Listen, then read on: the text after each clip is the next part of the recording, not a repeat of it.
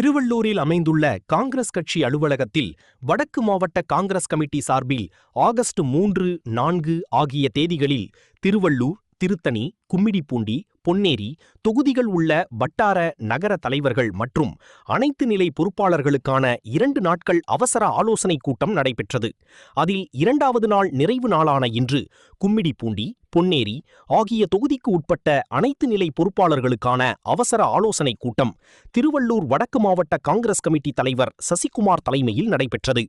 இக்கூட்டத்தில் வருகிற உள்ளாட்சித் தேர்தலில் காங்கிரஸ் பேரியக்கம் மக்களிடத்தில் சென்று மக்கள் பணி ஆற்றி மாபெரும் வெற்றி பெற வேண்டுமெனவும், வருகின்ற 2029 ஆண்டில் பாராளுமன்ற தேர்தலில் எதிர்க்கட்சித் தலைவர் ராகுல் காந்தியை பிரதமராக வெற்றி பெறச் செய்ய வேண்டுமெனவும், அதற்கான பணியை ஒவ்வொரு கட்சி நிர்வாகிகளும் எவ்வாறு மேற்கொள்ள வேண்டுமென ஆலோசனை வழங்கப்பட்டது.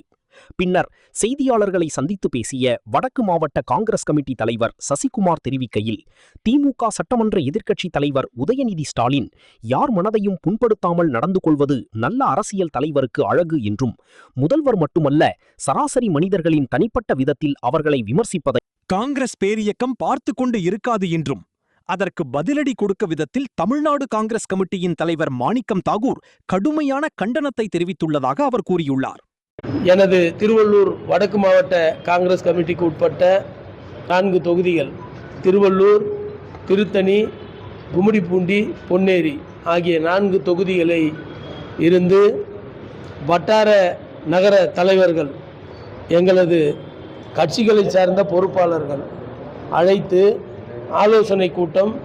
திருவள்ளூர் வடக்கு மாவட்டத்தில் சார்பாக திருவள்ளூரில் நடைபெற்றது. இந்த ஆலோசனை கூட்டத்தில் நாங்கள் வருகின்ற உள்ளாட்சி தேர்தலில் காங்கிரஸ் பேரியக்கம் எப்படி மக்களிடம் சென்று மக்கள் பணியாற்றி வெற்றி பெற வேண்டும் என்றும், வருகின்ற 2029 பாராளுமன்ற தேர்தலில் எங்களது இந்தியாவின் எதிர்க்கட்சி தலைவராக இருக்கும் எங்கள் மாண்புமிகு ராகுல் காந்தி அவர்களை இந்திய தேசத்தின் பிரதமராக